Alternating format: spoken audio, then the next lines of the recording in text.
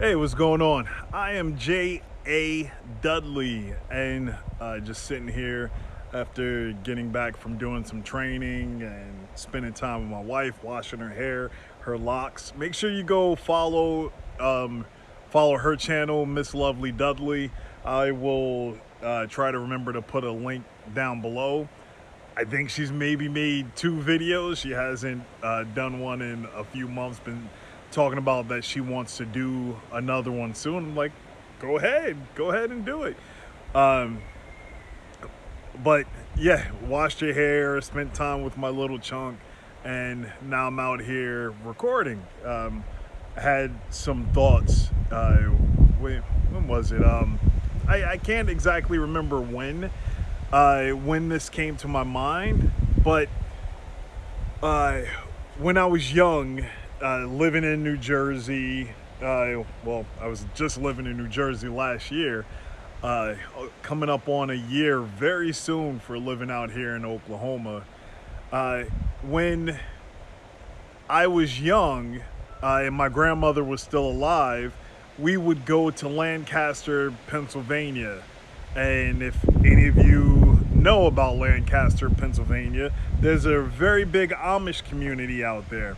I don't know around these parts or anywhere else in the country where it's a known Amish community. Maybe I know, maybe some of you will tell me, or a Mennonite community, very different things. But I never understood the allure of why my grandmother always wanted to go to Amish Country out in Pennsylvania for a birthday. Like, oh, what do you want to do? I want to go to Lancaster, to Amish Country. Okay, so we would pack up the family, get on the road, nice little day trip out to Pennsylvania, and she would buy little trinkets and different things like that. And I never understood why that was such a big deal to her. I wonder, I started to think yesterday, like, I wonder if her Christian faith got her desiring to live more of the Torah, so she wanted to be around, even if just for a moment, she could be around people that were biblically, like, living the book as close as they possibly could, with the Amish community, like the Puritans and all of that stuff. If that was her desire, if only just for a few hours she could be amongst them, like, if that was her way of connecting to the word. When I was really young, back in the 80s, she flew to Israel and got a really good, had an amazing experience out there, at least from what she told me. But again, I was a young kid. She purchased me a little Bible, it was maybe about that big, and it had wood covering. Over the years, it eventually fell apart. I'm not sure if I have it in storage somewhere. If it is, it's probably back in New Jersey, where I have some of my storage at. But I never thought that living a simpler life that is more aligned with the Hebrew mindset, the Hebrew faith, being children of Abraham, if that was what she was reaching out to and just wanted to touch it for a moment, even though she didn't live that life. She went to church multiple times per week, but we were eating pork all of the time, whether it was bacon or they would have ham hocks and roast during the holidays that they celebrated. They would have hams, different things like that.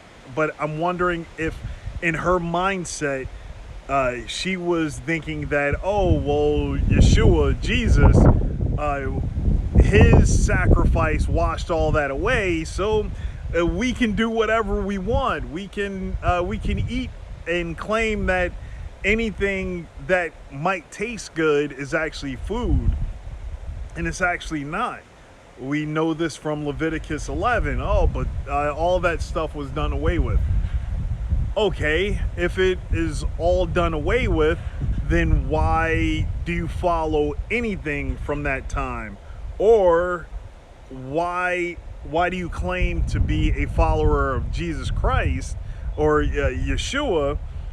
And Yeshua said, follow the Torah and don't forsake my Father. But he was the sacrifice.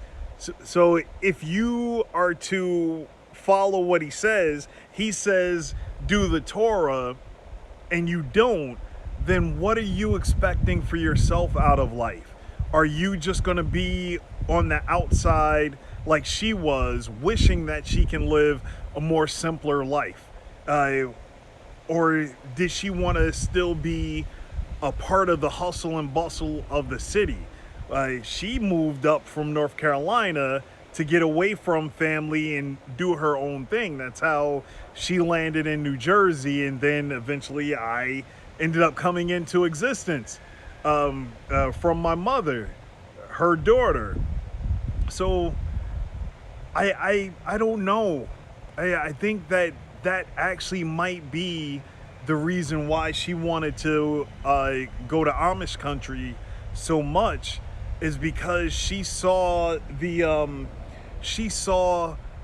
a life worth living that she wasn't willing to sacrifice to do and become a part, because she felt like it was done away with the sacrifice of Yeshua. And it wasn't. Yeshua was just a sacrifice from all of the previous sins of our generations, giving us a reset, because there's so many times in the scriptures that Yah was just like, I'm done. Like, this was a fun experiment. Let me just hit the reset button on this planet, like he's probably done time and time again, and said, just away with it all. He created his choir of angels, and angels, he then created all of these bugs, all of these animals, created the dinosaurs and all that stuff. Then was like, you know what? I don't like all of that.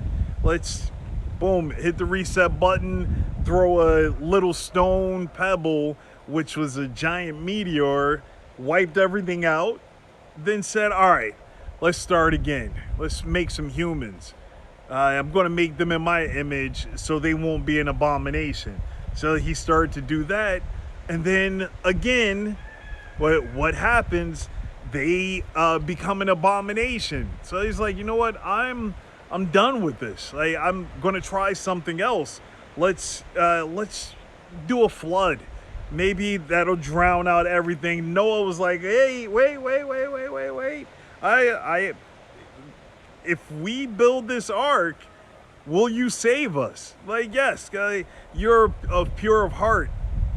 So that's just my thoughts on why my grandmother decided that she wanted to always visit Lancaster, Pennsylvania. Maybe I need to ask my aunt, uncle, or mother to see if they knew. If maybe she spoke about the reason why she always wanted to go there, or maybe it just became a this is what we do thing, and they didn't question it. That tended to happen a lot in my family. Like, oh, this is the ritual that we do. Oh, here's a holiday. We're going to celebrate this holiday. No matter what the history of the holiday is, it's common culture in the society that we live in, even though it may be a pagan ritual, like Christmas, where you're supposed to honor Molech by giving your child to it on a burning statue, and depending on how the baby screams, that's how many gifts you're going to get. But that I will never know, because I have no way to communicate with her. If I would have thought about this a long time ago, would have asked her that. Just like I asked her so many things that I had questions about her life, and why she does the things that she does, why she acts the way that she acts, why does she try to guilt trip people, why does she, it's so many questions that I was able to get answered. But this one about Amish country wasn't able to be answered. So that's about it. Hope you all enjoyed this video. If you had adventures in Amish country, let me know. If there are other communities that you've gone to visit to see how it is that they live, let me know. That's about it. Shalom.